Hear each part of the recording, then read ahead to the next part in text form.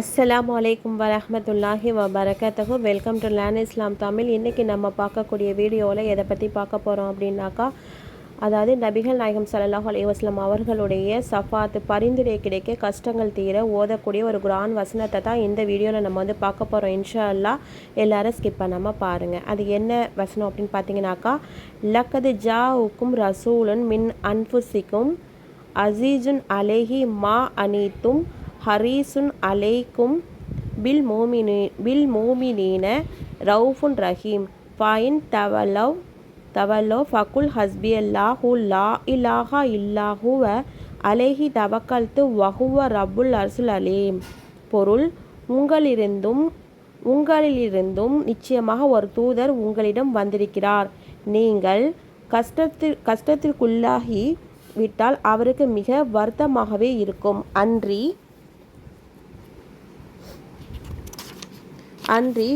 உங்களை பெரிதும் விரும்புகின்றவராகவும் இருக்கிறார்.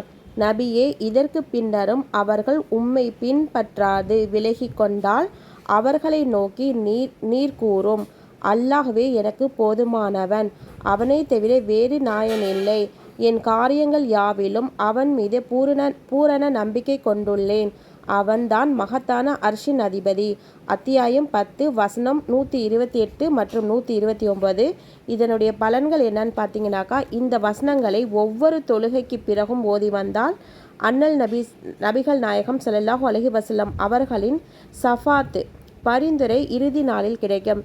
எத்தகைய ஆபத்துகள் நேர்ந்தாலும் கஷ்டங்கள் ஏற்பட்டாலும் அல்லாஹ் நாடினால் நீங்கிவிடும்.